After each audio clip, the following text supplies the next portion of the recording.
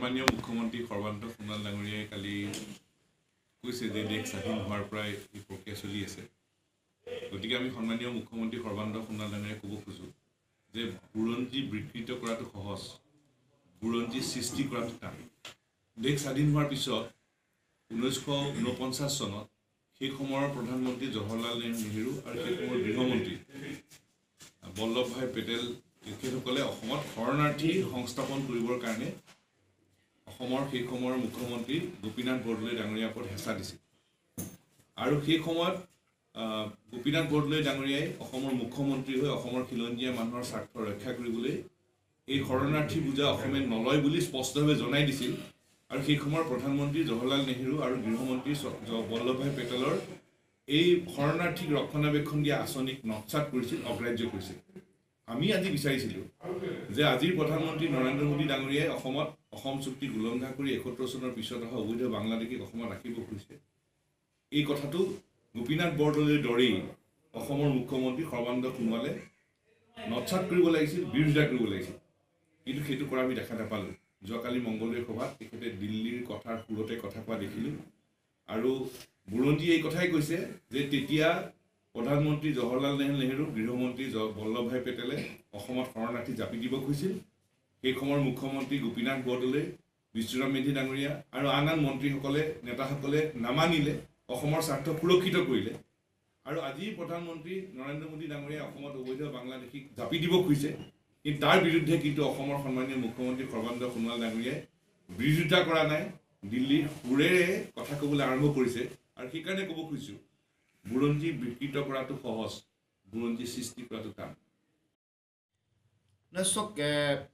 যি মানুহৰ গণতান্ত্ৰিক চেতনা নাই, গণতান্ত্ৰিক ঐতিহ্য, গণতান্ত্ৰিক পৰম্পৰা, গণতান্ত্ৰিক চেতনা আৰু গণতান্ত্ৰিক সংগ্ৰামৰ মূল্য যিসকলে বুজি নাপায় তেওঁলোকে এনেকুৱা ধৰণৰ কথা বতৰা ক'ব। যাৰ মনত কেৱল মাত্ৰ নিজৰ ভোট বেংকৰ ৰাজনীতিৰ কাৰণে সাম্প্ৰদায়িকীকৰণ কৰি মানুহৰ পৰা ভোট লৈ যোৱাৰ কথা অনবৰতে অহৰ্নিশে চলি থাকিব। আৰু প্ৰতিনিয়ত প্ৰতিটো মুহূৰ্তত কেৱল মাত্ৰ এই কথা বতৰা ৰাইজক বিভ্ৰান্ত কৰি হিন্দু মুছলমান মানুহৰ মাজত ভাগ ভাগ কৰি তেওঁলোকে ভোট আহৰণ কৰিবৰ কাৰণে অহৰ্নিশে যিসকলে প্ৰচেষ্টা চলাই থাকিব, তেওঁলোকে এনেকৈ উপহাস আৰু উপলুঙা কৰাক বাদ দি কোনো কথাই তেওঁলোকে চিন্তা চৰ্চা কৰিব নোৱাৰে। তেওঁলোকে তেওঁলোকৰ যেতিয়া ভোট তেওঁলোকৰ দৰকাৰ হয় তেওঁলোকে অসম চুক্তি আখৰে আখৰে পালন কৰিম বুলি কয়। অসমৰ শ্বহীদসকলৰ ত্যাগক তেওঁলোকে শ্ৰদ্ধা জনোৱাৰ কথা কয়। শ্বহীদসকলৰ ত্যাগ কোনো কাৰণতে অথলে যাবলৈ নিদিওঁ বুলি কয়।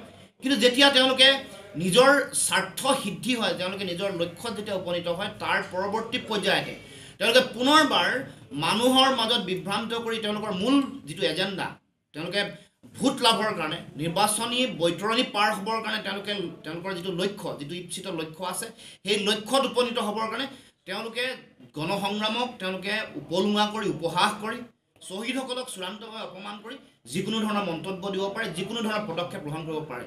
গতিকে এটা কথা কৈ থোৱা খুজিছোঁ যে আগন্তুক দিনত ৰাজ্যসভাত নাগৰিকত্ব সংশোধনী বিধেয়ক এই বিলখন আনিবই, এই কথাটো স্পষ্ট হৈ পৰিছে। সকলো মুখ্যমন্ত্ৰীৰ বক্তব্যত, ৰঞ্জিত দাসৰ বক্তব্যত, ৰাম মাধৱে আহি কৰা অসমৰ এই মাটিত কৰা বক্তব্যত, আৰু দিল্লীত প্ৰধানমন্ত্ৰী বা এই বিজেপি দলটোৰ তেওঁলোকৰ যিগৰাকী অধ্যক্ষ আছে, সকলোৰে মন্তব্য, কাম কাজ, তেওঁলোকৰ চিন্তাত এই কথাটো প্ৰকট হৈ পৰিছে। 31 তাৰিখৰ পৰা যিখন অধিৱেশন হ'ব, বিত্ত সম্পৰ্কীয় এই অধিৱেশনৰ সময়ত এই বিলখন আনিব আৰু তেওঁলোকে পাৰ কৰি লৈ যাবৰ কাৰণে সকলো প্ৰকাৰ প্ৰচেষ্টা হাতত ল'ব। গতিকে আমি আগন্তুক দিনত ৰাইজৰ প্ৰতি আমাৰ এটাই আহ্বান যে আগন্তুক দিনত এই তেওঁলোকৰ যিটো ষড়যন্ত্ৰ, অসমক এই বিল বা উত্তৰ পূৰ্বাঞ্চলক এই বিধেয়ক জাপি দিবৰ কাৰণে তেওঁলোকে যিটো অহৰ্নিশে প্ৰচেষ্টা হাতত লৈ আহিছে, তাৰ বিৰুদ্ধে ঐক্যবদ্ধ যিখন সংগ্ৰাম, সেই সংগ্ৰামত অহা 23 তাৰিখে গুৱাহাটীত আমি খিলঞ্জীয়াৰ বজ্ৰনীনা যিটো সংগ্ৰাম ইয়াত হ'ব, সেই সংগ্ৰামত সকলো ৰাইজ আহি ইয়াত অংশগ্ৰহণ কৰি তেওঁলোকৰ এই গণতান্ত্ৰিক চিন্তাক, তেওঁলোকৰ এই যিটো ফেচিষ্ট চৰিত্ৰৰে তেওঁলোকে এই বিল জাপি দিব খুজিছে, তাৰ বিৰুদ্ধে ঐক্যবদ্ধভাৱে প্ৰতিবাদ কৰিবৰ কাৰণে সকলোকে আমি